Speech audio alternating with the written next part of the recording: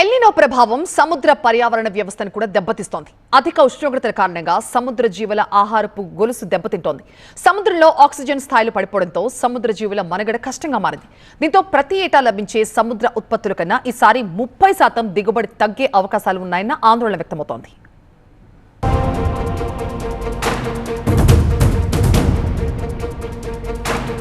El Niño effect పాడి పంటలపైనే కాదు, మత్స్య సంపదపైన చూపుతోంది. ఎల్నినో కారణంగా ఉష్ణోగ్రతలు పెరిగిపోవడంతో సముద్రంలో ఆక్సిజన్ స్థాయిలు పడిపోయాయి. దీంతో ప్రతికూల ప్రభావం చూపుతుండటంతో సముద్ర జీవరాశులకు పెనుముప్పుగా పరిణమించాయి.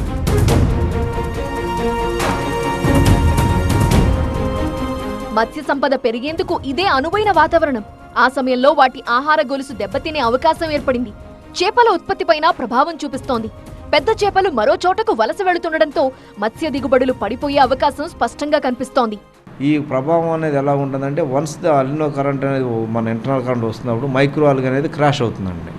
ఆ క్రాష్ అంటే చనిపోతుంది. ఆ చనిపోతే ఫ్లోటింగ్ అయ్యి బయటకు వస్తూ ఉంటుంది. దీనివల్ల ఏమవుతుందంటే ఈ యొక్క ఇనిషియల్లో ఎగ్ నుండి వచ్చిన లార్వాకి మైక్రో ఆల్గే అనేది ముందు ఇనిషియల్ ఫీడింగ్ అండి. ఆ ఫీడింగ్ లేనప్పుడు ఏముందంటే లార్వాస్ కూడా చనిపోతాయి. దీని ప్రభావం అనేది విత్ ఇన్ కమింగ్ 3-4 మంత్స్ కానీ 4-5-6 మంత్స్ తప్పుడు దాని యొక్క ఫిషర్మ్యాన్ యొక్క జీవనోపాధి మీద ప్రభావం చూపిస్తుందండి. అది ఇప్పటికీ నైరుతి రుతుపవనాలు మందగించడంతో ఆశించిన స్థాయిలో వర్షాలు కురవటం లేదు. మేఘాలు కనిపించకుండా పోయాయి. వర్షాభావ పరిస్థితులు నెలకొనటంతో ఇప్పటికే రైతన్నలు వానల కోసం ఆశగా ఎదురుచూస్తున్నారు. దీంతో ఈ ఏడాది కరువు పరిస్థితులు తప్పవని ఇప్పటికే శాస్త్రవేత్తలు హెచ్చరించారు.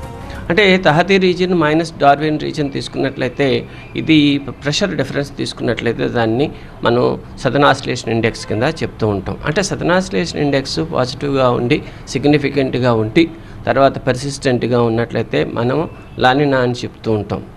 అలాగే దాన్ని నెగిటివ్గా ఉండి సిగ్నిఫికెంట్గా ఉండి పర్సిస్టెంట్గా ఉన్నట్లయితే ఎల్నినో అని చెప్తాం. అలాగే నిన్నో 3.4 రీజియన్ టెంపరేచర్ 0.5 డిగ్రీ సెల్సియస్ 3 నెలల యావరేజ్ తీసుకున్నట్లయితే అంటే ఎనామలీ టెంపరేచర్ అన్నమాట.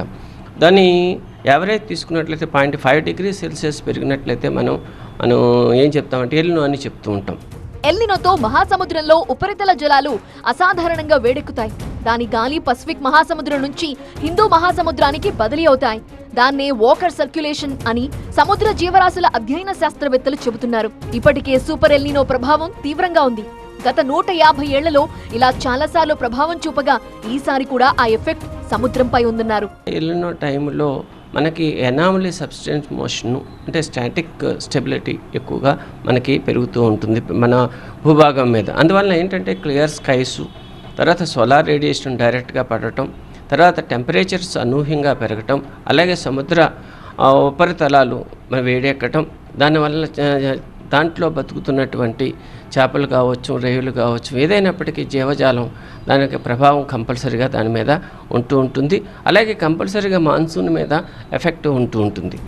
ఎల్నినో అంటే సముద్రంపై చోటు చేసుకునే ఉష్ణోగ్రతల మార్పులు. వెచ్చని ఉపరితల జలాలను తూర్పు నుంచి పడమరకు బదిలీ చేసే పవనాలు ఇవి వ్యతిరేక దిశలో వీస్తాయి. దీనివల్ల సముద్ర ఉపరితల జలాలు వేడిగా ఉండటం వల్ల పోషకాలు తక్కువ అవుతాయి. దాని ప్రభావం చేపల సంతానోత్పత్తిపై పడుతుంది. ఈ ఫైటోప్లాంక్టన్ అనేది డెవలప్ అవ్వాలంటే సూర్యరశ్మి అనేది మెయిన్ ఇంపార్టెంట్. సూర్యరశ్మి ద్వారా chlorophyll A, chlorophyll B and different nutrients ఉపయోగించుకుని ఈ ఫుడ్ని తయారు చేస్తాయండి. ఈ తయారు చేసిన లార్వల్ ఫార్మ్స్ అనేది తింటాయి. ఈ విధంగా 1 by 1 అనేది దాని మీద డిపెండెన్స్ అనేది మెరైన్ ఫుడ్ చైన్ అంటారు దీన్ని. అంటే ప్రైమరీ ప్రొడక్షన్ మీద సెకండరీ ప్రొడక్షన్, సెకండరీ మీద టెరిషరీ లెవెల్స్ అనేవి డిఫరెంట్ లెవెల్స్ డిఫరెంట్ ఫిషెస్ ఉంటాయండి. ఈ క్రస్టేషియన్స్, మొలస్కన్స్, ఫిషెస్ ఇవన్నీ హెర్బివర్ ఫిషెస్, కార్నివర్ ఫిషెస్ అనేవి ఉంటాయి. హెర్బివర్ ఫిషెస్ ఓన్లీ ఫైటోప్లాంక్టన్ తింటాయి. కార్నివర్ ఫిషెస్ అనేది అదర్ ఫిషెస్ని తింటూ ఉంటాయి. ఇప్పటి వరకు ఎల్నినో ఎఫెక్ట్ వర్షాభావం పైనే ఎక్కువగా ఉందని అనుకుంటున్నాం. కానీ దాని ఎఫెక్ట్ ఇప్పుడు సముద్ర జీవులపైన కనిపిస్తోంది. సముద్ర ఉపరితల ఉష్ణోగ్రతలు పెరగటం వల్ల సార్డిన్ చేపల గుడ్లు దెబ్బతినటం, పిల్ల చేపలు మనుగడ సాధించలేకపోవటం వంటి సమస్యలు తలెత్తుతాయని సెంట్రల్ మెరైన్ ఫిషరీస్ రీసెర్చ్ శాస్త్రవేత్తలు కలవరం చెందుతున్నారు.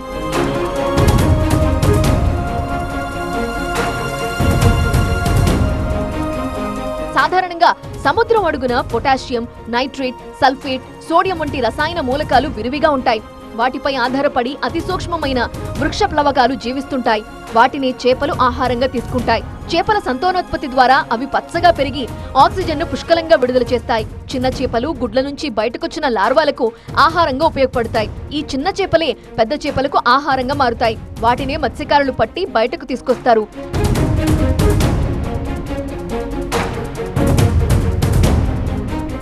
అయితే ఎల్నినో కారణంగా పెరిగిన ఉష్ణోగ్రతలతో నాచు మొక్కల వృద్ధి ఆగిపోతోంది.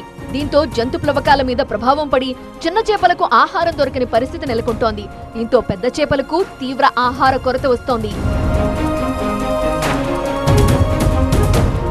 వేడి వాతావరణంతో సార్డిన్లు పునరుత్పత్తి సమస్యలు ఎదుర్కొంటాయి. వాటి గుడ్లు దెబ్బతింటాయి. దీని కారణంగా సార్డిన్ గుడ్లు పొదిగి లార్వాలుగా మారే ప్రక్రియకు తీవ్ర అంతరాయం ఏర్పడుతుంది. ఫలితంగా గుడ్లు దెబ్బతిని పిల్లజాతి చేపలు వేడిని తట్టుకోలేక చనిపోతాయని చెప్తున్నారు అధికారులు.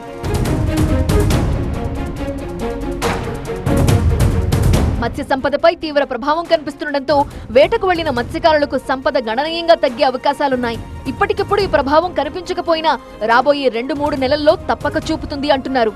అలాగే మీకు వింటర్ మాన్సూన్ అంటే పర్టికులర్గా సౌత్ పెనిన్సులర్ ఇండియా, మనకి తమిళనాడు కావచ్చు, లేకపోతే మన coastal Andhra Pradesh, Rayalaseema, south interior Karnataka, Kerala, ఈ రీజన్స్లో మనకి నార్త్ ఈస్ట్ మాన్సూన్ చూస్తూ ఉంటాం అక్టోబర్, నవంబర్, డిసెంబర్ నెలల్లో. అంటే ఇవి టెంపరేచర్స్ ఈ విధంగా ఉన్నప్పుడు ఏమవుతుందంటే ఇక్కడ అనూహ్యంగా రెయిన్ఫాల్ యాక్టివిటీ ఎక్కువగా ఉంటుంది. అలాగే లానినా టైంలో తీసుకున్నట్లయితే దీనికి ఆపోజిట్గా కనిపిస్తూ ఉంటుంది. కానీ పర్టికులర్గా మనం ఎల్నినో టైంలో ఉన్నాం కాబట్టి దీనికి మనకు కొంత మేర ప్రభావం కంపల్సరీగా మన ఇండియన్ సమ్మర్ మాన్సూన్ మీద చూపిస్తుంది. అలాగే వింటర్ మాన్సూన్ మీద పాజిటివ్ ఎఫెక్ట్ ఉంటుంది. సముద్రంలో చోటు చేసుకుంటున్న ఈ పరిణామాలకు జలచరాలే కాదు, వాటిపై ఆధారపడి జీవించే సముద్ర పక్షులు, జీవావరణ వ్యవస్థలకు తీవ్ర అంతరాయం కలగటం కలవరం రేపుతోంది.